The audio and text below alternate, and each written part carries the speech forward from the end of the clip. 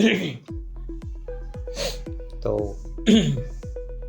कक्षा 11वीं के प्यारे बच्चों, स्वागत है आप सभी का हमारे चैनल इंडियस ओएफटी में, जहाँ पर मैं आपको सिखाता हूँ BCom first year, class 12, class 11 का accounts and business mathematics and economics.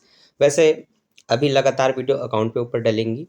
जब आपका एग्ज़ाम करीब आता है तो जो मोस्टली आपके सब्जेक्ट होते हैं जिसमें जो जो बताना ज़रूरी होता है उनको मैं बताता हूँ। साथ ही साथ आईएमपी क्वेश्चन भी आपके लिए तैयार करता हूँ, एक नहीं लगभग 5 सेट, जिसको सॉल्व करके पढ़ करके याद करके डेफिनेटली आप 100 नंबर के एग्ज़ाम में 90 प्लस स्कोर कर सकते हैं। ठीक है, 75 नंबर के एग्ज़ाम हो तो 70 आपका कहीं नहीं गया। आज हम पढ़ रहे हैं मूल्यह्रास की। इससे पहले मैंने 3 वीडियो पहले ही बना दी है। एक थ्योरी का था, दूसरे में हमने 1 से 5 तक के क्वेश्चन सॉल्व किए थे, फिर हमने आगे 6 से 7, 8, 9 तक, फिर 10, 11 को सॉल्व किया था। आज हम 12 से स्टार्ट करेंगे। ठीक है, तो क्वेश्चन नंबर 12 थोड़े से डिफ़िकल्ट होते हैं। क्यों? क्योंकि यहाँ पर हमने शुरू से जो क्वेश्चन टुकड़ों में पढ़ा था कि मशीन खरीदना, फिर मशीन के मतलब एक मशीन के चलते हुए बीच में और भी मशीन खरीदना। यहाँ पर कुछ मशीन को खरीदा भी जाता है, बेचा भी जाता है, और कुछ मशीन ऐसी होती हैं जिसमें पुरानी मशीन की लागत का भाग भी उसमें शामिल होता है। तो ऐसे प्रश्नों को बड़े ही ध्यान से पढ़ना ज़रूरी होता है हमारे लिए। ठीक है, तो जैसे कि आप देख सकते हैं क्वेश्चन नंबर 12, एक कंपनी ने जिसका लेखा वर्ष कैलेंडर के वर्ष के समान है, 1 अप्रैल 1998 को 30,000 रुपये के मूल्य का एक संयंत्र क्रय किया। उसने फिर 1 अक्टूबर 1998 को अप्रैल में खरीदा था, फिर 98 को 2000 उसी साल अक्टूबर में 20,000 रुपये का एक और यंत्र खरीदा था। 1 जुलाई 1999 को 10,000 रुपये का एक और यंत्र खरीदा। इस तरह से उसने 1, 2, 3 ही मशीन काउंट किया है, क्रय किया है। 1 अप्रैल 1998 को क्रय किए गए संयंत्रों में से 1/3 संयंत्र जो 1 जनवरी 2020 को अप्रचलन हो गए को उन्हें 3,000 रुपये में बेच दिया गया। अब देखिए, 1 अप्रैल 1998 को क्रय किए गए संयंत्रों में से 1/3 संयंत्र, तो 1 अप्रैल 1998 को हमने 30,000 का खरीदा था, उसका 1/3 को बेचा गया है। तो उस समय का जो यंत्र है वो है 30,000 का, जिसको कितने में बेचा गया है? उसका 1/3 को बेचा गया है। ठीक है, 3,000 में। तो 30,000 का 1/3 मतलब 1/3, 3 एकम 3, 3 एकम 3, 3 शून्यम शून्य, 3 शून्यम शून्य, 3 शून्यम शून्य, 3 शून्यम शून्य। तो कहने का मतलब है जो 1/3 है 30,000 का वो है 10,000। तो हम कह सकते हैं मशीन 1 10,000 का है, अब जो बचा मशीन 2 वो 20,000 का है। ठीक, तभी तो दोनों मिलाकर के कितना होगा? 30,000 होगा। क्लियर है? आगे देखते हैं।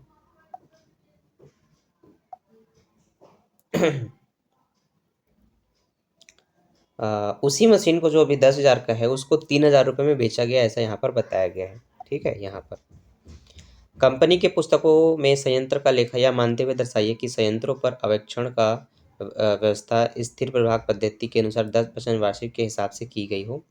1 जनवरी 1 जनवरी सन 2000 को संयंत्र का लेखा पर क्या आधिक्य होगा, बताइए। ठीक है, तो यहाँ पर लगभग 1998 से लेकर के 2000 तक का खाता बनाना है। तो सबसे पहले जो यंत्र खरीदा गया वो अप्रैल में खरीदा गया है। ठीक है, यहाँ पर खाते वर्ष कैलेंडर के समान हो तो 1 जनवरी से शुरुआत होती है, दिसंबर को समाप्त होती है, तो आपको जनवरी से दिसंबर तक का काउंट करना होता है। अब मशीन आपने बीच में खरीदा, जैसे जनवरी में खरीदा रहता तो फिर आप सिर्फ ह्रास के दर 10% निकालते, लेकिन जब जनवरी में ना खरीद करके उसके बाद कभी भी बीच में खरीदे तो जिस दिन खरीदा उस दिन से लेकर के दिसंबर तक के महीने को काउंट करना है। और ये जो बातें मैं बता रहा हूँ उसको आपको नोट भी कर लेना है, क्योंकि यही आपको आगे क्वेश्चन बनाने में ज़्यादा हेल्पफुल होगा।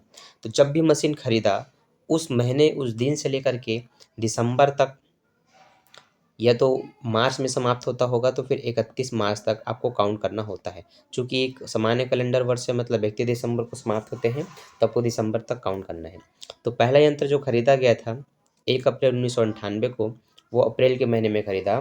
तो अप्रैल, मई, जून, जुलाई, अगस्त, सितंबर, अक्टूबर, नवंबर, दिसंबर, यहाँ पर हमने काउंट किया तो 3, 3 6, 3 9, महीनों की संख्या 9 निकली। इसका मतलब 9 महीने का ह्रास हमें निकालना पड़ेगा। कितने महीने का बच्चों? 9 महीने का।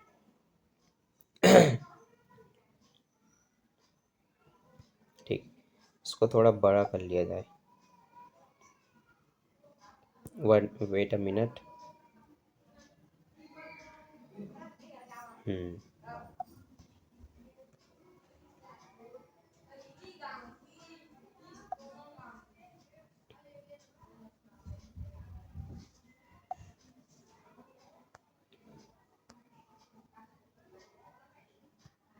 ठीक, अब इसके हिसाब से थोड़ा सेटअप कर लिया जाए।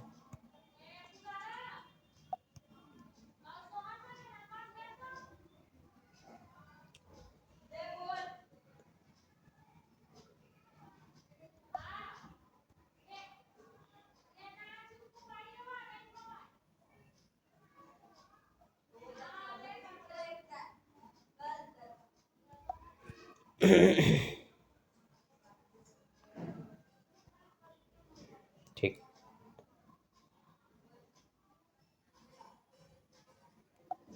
चलिए अब स्टार्ट करते हैं इसका सलूशन। ध्यान से देखिएगा। तो आपको पता चल गया है इसकी कार्यविधि हमें पहले करना है, क्योंकि इसमें बहुत सारी कार्यविधि हैं। तो वर्किंग नोट करके आप हेडिंग डालेंगे, क्या डालेंगे? Working note.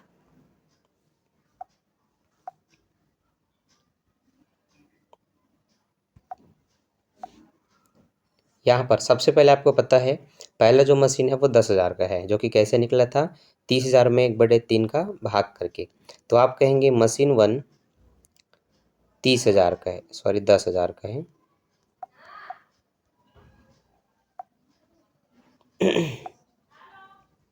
और मशीन 2 जो है वो 20,000 का है। ठीक है बच्चों। इसी साल अक्टूबर के महीने में एक और यंत्र खरीदा, तो उस पर भी उस महीने से लेकर के दिसंबर तक काउंट करके ह्रास लगाएंगे। तो अक्टूबर, नवंबर, दिसंबर 3 ही महीने का ह्रास लगेगा, तो उस पर हम 3 महीने का ह्रास निकालेंगे। ठीक है। तो अभी तक तो हमने ह्रास किसी भी मशीन पर नहीं निकाला, तो चलिए हम सबसे पहले ह्रास निकाल लेते हैं। तो जो 10,000 की यंत्र थी उस पर 9 महीने का ह्रास लगेगा, इसलिए 9/12। ह्रास की दर जो है 10%, वो 10/100 लिखेंगे। इस तरह से मशीन 1 का निकालेंगे। नीचे मशीन 2 का भी निकालेंगे, जो कि है 20,000 का। 20,000 पर भी 9/12 करना है और 10/100 करना है। ठीक है। और देखेंगे क्या रिजल्ट आता है। फिर मशीन 3 का भी निकालेंगे, जो कि है 10,000 का। हाँ नहीं नहीं, 20,000 का है। और उस पर 3 महीने का ह्रास, तो 3/12। ह्रास की दर 10 है, तो 10/100। ठीक। अब पहला जो हम काटते हैं उसको ध्यान से देखिएगा। 1 0 से 1 0 काटा, फिर 1 0 से 1 0 काटा, 3 तिया 9 काटा, 3 चौक 12 काटा। ठीक है। 4 एकम 4 ये कट गया, 4 दूनी 8 कटा। 8 इस 10 में 8 जाएगा तो 2 बचेगा, तो यहाँ पर 2 आएगा। 2 पंचे 10, सॉरी 4 पंचे 20, 4 दूनी 8, 4 पंचे 20 और 0 का 0, 250। 250 को गुणा 3 से करेंगे तो 750 निकलता है। तो ये आपका पहला अमाउंट उस तरह से निकला। पहले मशीन का ह्रास निकल गया 750, जो कि आप यहाँ स्क्रीन पे देख सकते हैं। मशीन 1 का ह्रास, यहाँ डिप्रिसिएशन मतलब ह्रास खाता को होता है, जो कि 750 है 9 महीने का। ठीक। अभी सब कुछ बताऊंगा, सिर्फ अभी कार्यविधि को समझो। अभी हम खाते पे नहीं आए हैं। ठीक है। उसी तरह से 1 0 से 1 0 काटा, फिर इस वाले 1 0 से इसका 1 0 काटा। वही 3 तिया 9 होगा, 3 चौक 12 होगा। 4 एकम 4 काटेंगे, 4 पंचे 20 होगा। 2 0 को लिखेंगे तो 500 होगा। 500 को गुणा 3 से करेंगे तो ये 1500 होगा, जो आप चेक कर सकते हैं। हम मशीन 2 होना चाहिए, 1 लिखा है गलती से। वो कितना है? 1500 निकला। ठीक। अब सबसे नीचे वाला निकालते हैं, उसको देखिए। 1 0 से 1 0 काटा, 1 0 से 1 0 काटा, 3 एकम 3, 3 चौक 12 काटा, 4 एकम 4, 4 पंचे 20, 2 0, 500 बचे। ठीक। बाकी इधर 3 में नहीं बचा है, कट चुका है, तो सिर्फ हम लिखेंगे उसका 500 रुपये। ठीक है। अब तीनों ह्रास जो मैंने आपको निकाल करके बताया अलग अलग कलर के पेन से, वो इसलिए बताया ताकि आप भी शुरुआत से ऐसा लिखें। वर्किंग नोट हेडिंग डालें, यहाँ पर मशीन 1, मशीन 2, मशीन 3 लिखें, थोड़ा गैप गिप करके, और इस तरह से उनके अमाउंट को लिख करके काटें खुद से। काटने का काम मैंने नीले पेन में किया है, इसका मतलब आपको उसको सीस में करना है, पेंसिल में करना है। ऐसा करने से क्या होगा, नंबर्स में कोई छेड़छाड़ भी नहीं होगा, कोई कटमट भी नहीं होगा, और चीज़ वाले को आप मिटा भी सकते हैं। तो आप किसी को समझा भी सकते हैं, कभी भी फ्यूचर में देखेंगे तो आपको क्लियर पता रहेगा कि वो है कितना। ऐसे में जो कटा है ना, एकाएक किसी से पूछूंगा तो नहीं बता पाएगा कि लिखा क्या है, क्योंकि बहुत सारी चीज़ें हो गई यहाँ पर, मिक्स हो गई है। ऐसा आपके साथ ना हो, इसलिए शीश में काटना है। ठीक। तो इसको जल्द से जल्द नोट कीजिए, पेन कॉपी निकाल करके बैठिए क्योंकि मूल्यह्रास देखने से समझ में आ जाए ऐसा कोई इतिहास नहीं है, इसको बनाना पड़ता है। अकाउंट हो चाहे मैथमेटिक्स के क्वेश्चन हो, प्रैक्टिकल क्वेश्चन आपको बनाना है तब समझ में आता है, ठीक है। तो हम लिखेंगे खाता, जिसको हम बोलते हैं मशीन खाता, प्लांट या मशीन खाता दोनों कह सकते हैं, ठीक है। तो मशीन खाता या यंत्र खाता हमने हिंदी में कहा। अब कॉलम बनाएंगे दिनांक विवरण जेएफ, दिनांक विवरण खाता पृष्ठ राशि, दिनांक विवरण खाता पृष्ठ राशि, ठीक। कॉलम तैयार हो गया। अब करेंगे एंट्री। तो सबसे पहले आप 1998 लिखेंगे, जिस साल कोई यंत्र खरीदा गया। नीचे लिख देंगे 1 अप्रैल को मशीन खरीदा गया, जो 30,000 था उसमें 2 मशीन शामिल थी। तो रोकड़ खाता से खरीदा तो क्या बोलेंगे, रोकड़ खाता से मशीन 1 10,000 का, मशीन 2 20,000 का, हो गया 30,000 रुपये। लेकिन इसी साल 98 में 1 अक्टूबर को एक और यंत्र खरीदा, तो 98 दोबारा नहीं लिखेंगे तब भी चलेगा, सिर्फ 1 अक्टूबर लिखना है क्योंकि 98 का ही साल है। तो उस समय फिर खरीदा रोकड़ खाता से 20,000 रुपये का, इसको नाम देंगे मशीन 3। क्लियर है बच्चों। 3 मशीन खरीदा, तीनों का ह्रास निकालेंगे, जो कि कितना लगेगा 10% प्लस 9 महीने 9 महीने और इसका सिर्फ 3 महीने का। तो वहाँ पे आपको मैंने अभी निकाल के यहाँ बताया था, जो कि पहले का निकला 750, एक का 1500, एक का 500 रुपये, ठीक है।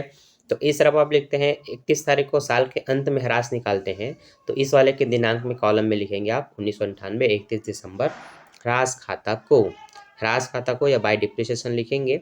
मशीन 1 मशीन 2 मशीन 3, पहले का 750, दूसरे का 1500, तीसरे का 500 रुपये लिखेंगे। तो 1500 और 500 2000, 2750, तो तीनों का ह्रास आ गया, टोटल ह्रास की राशि 2750। अब क्या करेंगे, इन दोनों का टोटल करेंगे, जो कि 30 और 20 50,000 होगा। दोनों तरफ 50,000 लिख करके इसको बैलेंस करेंगे, लेकिन 50,000 में से इसको घटाएंगे। तो 50,000 में से जब 2750 जाएगा तो 47,250, 750 घटेगा तो 47,250 आएगा, ठीक है। अब कई बच्चे हो सकते हैं जिनको घटाना भी नहीं आता होगा, तो ये उनके लिए बता देता हूँ। 2750 घटाना है, जीरो से जीरो कटेगा तो जीरो ही आएगा। जीरो में 5 नहीं घट पाएगा तो एक उधारी लेगा यहाँ से होते हुए, तो ये 10 होगा। 10 में 5 जाएगा 5, ये 10 हुआ है, फिर इसको 1 दिया है तो ये 9 हो गया होगा। 10 में से 1 जाएगा तो 9 ही होगा। 9 में 7 जाएगा 2। अब ये भी 1 पाके 10 हुआ था, फिर 1 देने के बाद खुद 9 हुआ होगा, तो 9 में 2 जाएगा 7, और इसने 1 दिया था 5 ने, तो वो अब 4 हो गया है, तो यहाँ 4। तो इस तरह से बच्चों निकला 47,250, तो हमने लिख दिया 47,250। यहाँ पर आप घटने के बाद जो अमाउंट आता है उसको हम बोलते हैं शेष ले गए। क्या बोलते हैं, शेष ले गए बाय बैलेंस। अब ये कैसे निकला, तो देखिए बताता हूँ कैसे निकला। जो अलग अलग मशीनें हैं उनका अलग अलग ह्रास होता है, तो अलग अलग मशीनों का अलग अलग ह्रास घटाने के बाद उनकी एक्चुअल वैल्यू अब कितनी है 1 साल बाद, वो आपको जानना होता है। तो जो मशीन अभी 1998 में 10,000 का था, उसका ह्रास 750 घटा, तो अब उसकी वैल्यू हो गई 9,250 की, ठीक है। दूसरा मशीन जो 20 का है उसमें से 1500 जाएगा तो वो 18,500 की हो जाएगी, और तीसरा मशीन जो 20,000 का है वो 19,500 की हो जाएगी। तीनों का ह्रास घटाने के बाद जो बैलेंस आया उसी को अगले साल हम शेष लाया गया बोल करके लिखते हैं। तो 1998 के बाद अब हम आएंगे 1999 में, ठीक है। 1999 में आएंगे, हमें लिखना रहता है शेष लाया गया। अब रोकड़ खाता से नहीं बोलेंगे क्योंकि अभी हम खरीद नहीं रहे हैं, पिछले साल का बैलेंस को अगले साल ला रहे हैं, शेष को ला रहे हैं, तो शेष लाया गया बस लिखते हैं। शेष लाया गया हमने लिख लिया, तो बताएंगे कि मशीन 1 अब 9,250 का है, जो पहले 10 का था, और जो पहले 20,000 का था मशीन 2 अब वो 18,500 का हो गया, और जो तीसरा मशीन है 20,000 का वो 19,500 हो गया। इस तरह से पूरा लिख लिए। अब इनका टोटल आप फिर से यहाँ लिख देंगे जो यहाँ पहले से था। अब इनका फिर से ह्रास निकालेंगे 10%, तो अब इस पर वार्षिक ह्रास लगेगा, तो वार्षिक ह्रास निकलता है मूल लागत पर। मूल लागत इन तीनों की मशीन का 10, 20 और 20,000 था, तो उसको देख के बताओ 10,000 का 10% 1,000, 20,000 का 10% 2,000, और इस वाले भी 20,000 का 10% 2,000 रुपये। अब इस साल एक नया यंत्र खरीदा था, जो कि आप प्रश्न में देखेंगे। 99 को 1 जुलाई में 10,000 रुपये का एक और यंत्र खरीदा गया, तो हम 99 में आ चुके हैं, जुलाई के महीने में खरीदा, तो ये सन को आप काट लेंगे, इसमें जो 2,000 बताया जा रहा है वो जुलाई का ही होगा, तो सन को काट लेंगे 1999 ही आएगा। हम बोलेंगे रोकड़ खाते से 10,000 रुपये, कुल मिला के दोनों का टोटल हो जाएगा 47 और 10 57,250। ठीक, अब 4 मशीनों का ह्रास निकालेंगे तो इन तीनों का तो मैं बता दिया, 1,000 2,000 2,000। इसका 500 निकला। कैसे निकला?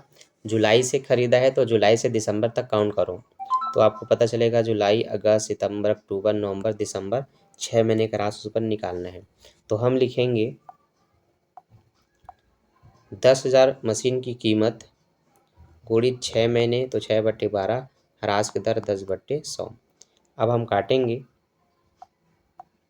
तो 1 जीरो से 1 जीरो काटना है, फिर 1 जीरो से 1 जीरो काटना है, 6 कम 6 काटना है, 6 दूनी 12 काटना है, 2 एक कम 2 लिखना है, 2 पंचे 10, जीरो का जीरो, जीरो का जीरो, 500। ठीक है, तो इसलिए आप कहेंगे मशीन 4 का जो राशि है वो 500 रहेगा, क्योंकि वो सिर्फ 6 महीने का है। तो सबको जोड़ेंगे तो 2 2 4 और एक 5,500 का, तो 5,500 लिखा। इन दोनों का टोटल जो 57,000 उसमें से 5,500 काट देंगे। काटने के बाद जो आएगा उसको बैलेंस है तो शेष ले गए बोल करके 51,750 हम यहाँ पर लिख देंगे। ठीक है, अब आगे बढ़ते हैं अगले साल में।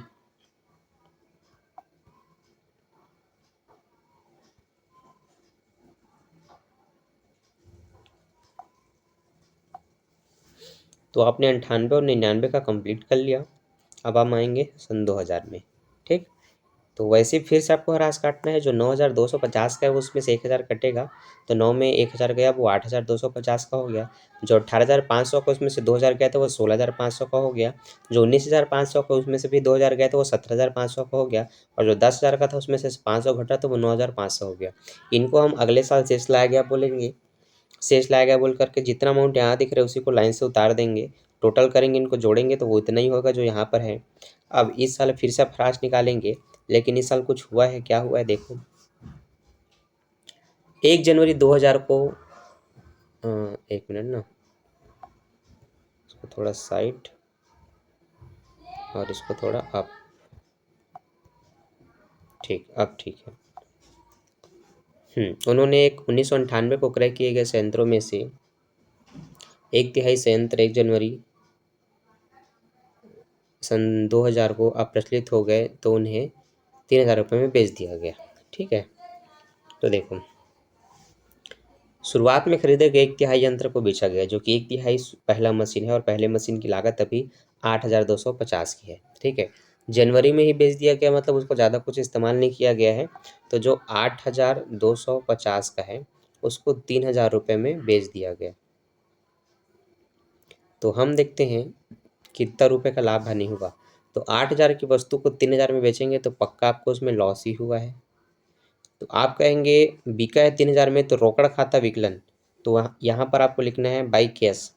इंग्लिश में क्या बोलेंगे? रोकड़ खाता। हिंदी में क्या बोलेंगे? रोकड़ खाता को 3,000 रुपये। जो हानि हुई है उसको बेचने से 5,250 की, तो उसको लिखेंगे लाभ हानि खाता को 5,250। लाभ हुआ रहता तो आपको समाकलन विकलन में दिखाना होता, और हानि को आपको समाकलन में इसमें दिखाना होता है। ठीक, तो आप बोल देंगे लाभ हानि खाता को 5,250। तो जो मशीन बिकती है उस मशीन का विक्रय मूल्य को सबसे पहले रोकड़ खाता को बोल करके लिखना होता है। फिर उसमें जो भी लाभ हानि हुआ है उसको आप लाभ हानि खाता को बोलते हैं। मान लेते हैं इस मशीन को 6 महीने उपयोग करने के बाद बेचा जाता, तो 6 महीने का ह्रास निकालते जो कि आपको पता है। इसको लिखना होता 10/100, फिर 6 महीने बटे 12, तो निकल जाता, फिर उसको लिख लेते। ठीक है, नहीं है इसमें तो बस 3,000 रुपये का विक्रय, लाभ हानि को लिख दिया, हो गया। अब बाकी मशीन नहीं बिक रहे तो उनका ह्रास लगाना है 1 साल में, साल के अंत में। तो आप लिखेंगे 31 तारीख को, सन 2000 में 31 तारीख को दूसरा तीसरा चौथे पर ह्रास, जो कि 2,000 2,000 और 1,000 निकलेगा। कैसे निकलेगा?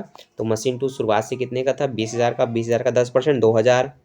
मशीन 3 भी 20,000 का था तो उसका भी 2,000। मशीन 4 10,000 का था उसका 1,000। कुल मिला के 5,000 हुआ। अब सबके साथ इसको घटा देंगे। ठीक है, यहाँ पर ये ध्यान दीजिएगा कि मैंने आपको एक छोटा सा प्रश्न नीचे बताया था, ये जो दब गया है उसको उजागर करने का समय आ गया। ठीक, ये तो आप देख सकते हैं यहाँ पर उसके बाद की कहानी यहाँ पर है।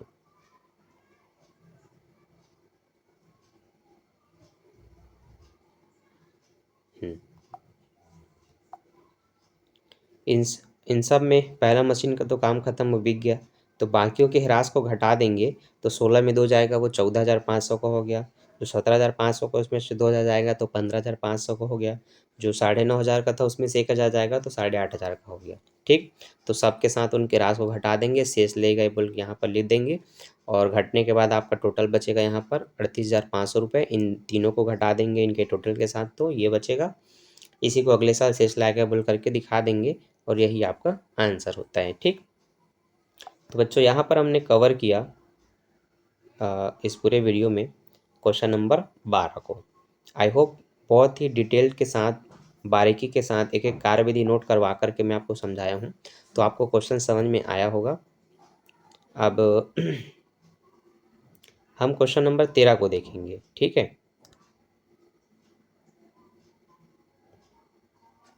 तो जिस धैर्य और पेशेंस के साथ आपने क्वेश्चन नंबर 12 को समझा, उसी धैर्य और पेशेंस के साथ अब आप समझेंगे क्वेश्चन नंबर 13 को। ठीक, चलिए इसको मैं सेट कर लेता हूँ। ठीक, लगभग ये सेट है।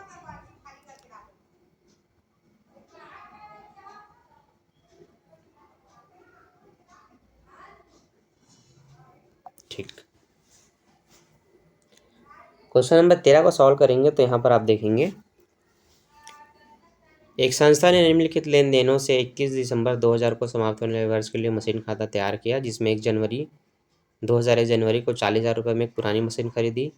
1 जनवरी को इसको कार्य योग्य बनाने के लिए इसमें 10,000 रुपये के मरम्मत व्यय किए। अब पुरानी मशीन खरीदा है तो मरम्मत वगैरह वगैरह होते हैं, तो कुल मिला के इस मशीन की लागत 40 और 10 50,000 का हो गया। 30 जून 2000 को 20,000 रुपये की एक और नई मशीन खरीदी और 30 सितंबर को 2,000 रुपये मशीन की मरम्मत में एवं नवीनीकरण में खर्च किए, तो अब इसका लागत हो गया 22,000 रुपये। मशीन पर 10% वास्तु दर से ह्रास लगाना है। ठीक, तो पहला मशीन आपको पता चल गया 40,000 रुपये का था, उसमें खर्चे किए गए 10,000 का, तो मशीन की लागत 50 हो जाएगी। तो आप यहाँ पर लिखेंगे रोकड़ खाता से खरीदा, इसलिए रोकड़ खाता से 1 जनवरी 2000 को रोकड़ खाता से 40 + 10 मतलब 50,000। 50,000 का आप 10% लगाएंगे। अच्छा, इस समय एक और यंत्र खरीदा है, 30 जून को खरीदा है, तो आप 30 जून लिखेंगे, यहाँ भी रोकड़ खाते से लिखेंगे और 20,000 रुपये लिखेंगे। ठीक है,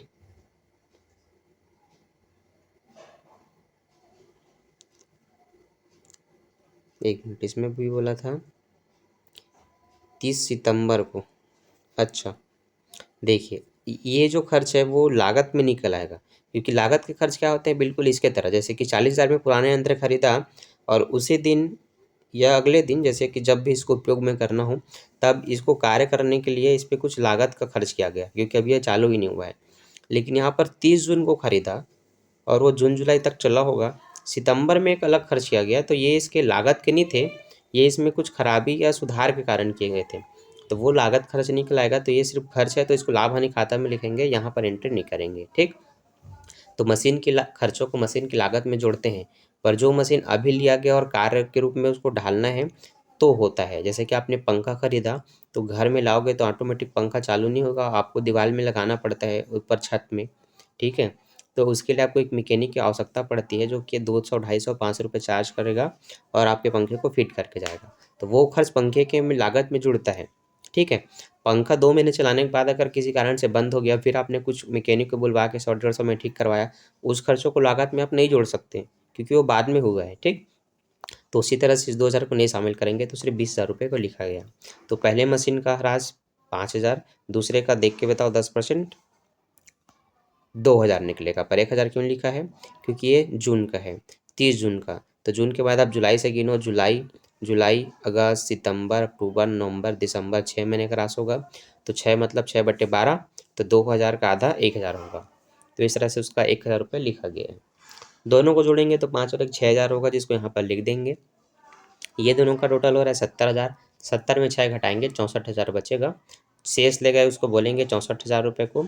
यहाँ पर बता देंगे कि जो मशीन 50,000 की थी अब वो हो गई 45 की, जो 20 का था वो अब हो गया 19,000 का। ठीक है, अगले साल उसका शेष बना के ख़त्म कर देंगे, क्योंकि इसमें बस एक ही साल का खाता बोला था, 31 दिसंबर सन 2000 का, तो 2000 का खाता बन गया। 2001 में बस बैलेंस दिखा देते हैं कि वो कितने का है और अभी कितने का, मतलब था पहले कितने का और अभी कितने का है।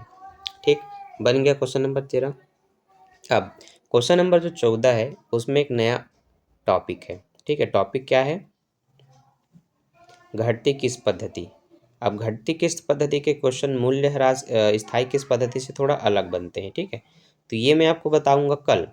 ठीक, अभी के लिए बस इतना ही। तो घटती किस्त पद्धति का मैंने एक थ्योरी वीडियो बनाया था, कुछ एग्जाम्पल भी बताए थे, वो आप देख सकते हैं। ये टॉपिक बहुत सरल होते हैं। इसमें और स्थायी में अंतर बस ये है कि स्थायी में जो मूल लागत पर एक बार ह्रास निकाला जाता है वही रहता है। जैसे कि एक बार किसी मशीन का 2000 निकला तो चाहे आप 2 साल का खाता बनाओ चाहे 4 साल का, हर साल आपको 2000 लिखना पड़ेगा। लेकिन यहाँ पर नहीं होता। घटती किस्त पद्धति में मान लेते हैं कि एक मशीन 20,000 का है जिस पर आपने 2000 पहले साल निकाला, तो स्थायी में क्या होगा? अभी 2000 घटा, अभी 18,000 का हुआ, अगले साल फिर आप 2000 का घटाएंगे तो फिर वो 16,000 होगा, अगले साल फिर 2000 का घटाएंगे तो वो 14,000 का होगा। मतलब ये कम होते जाएगा। लेकिन घटती में क्या होता है? एक बार आपने शुरुआत में 10% निकाला जो कि 2000 था, घटने के बाद वो 18,000 आया। तो अब 18,000 में 2000 फिर से नहीं घटेगा। अब इसमें प्रारंभिक शेष पर 10% निकाला जाता है। तो इस साल का शेष है 18,000 है, तो 18,000 का 10% कितना होगा? 1800 होगा। तो इसमें 1800 घटाएंगे तब वो 16,200 बचेगा। अब इसका 10% कितना होगा? 1620 होगा, तो इसमें 1620 घटाएंगे। इस तरह से इसको घटाते हुए चलते हैं। तो यहाँ पर ह्रास की राशि पहले 2 थी, फिर 1800 हुई, फिर 1600 हुई। तो यहाँ पर ह्रास की राशि कम होते जाती है। क्या होती जाती है? कम होते जाती है, इसलिए इसको घटती किस्त पद्धति बोलते हैं। और उसमें प्रतिवर्ष ह्रास की राशि समान रहती है। हर साल क्या रहता है? वही ह्रास की राशि लगाई जाती है। तो ये कुछ बेसिक सा डिफरेंस है, दोनों का अंतर है। थ्योरी भी आता है एग्जाम में, जो कि मैंने आपको बताया था। तो इसके क्वेश्चन हम कल करेंगे। अभी के लिए बस इतना ही। वीडियो अच्छा लगा तो don't forget like, subscribe and share, और अपने दोस्तों के साथ शेयर करना ना भूलें। बाय बाय बच्चों।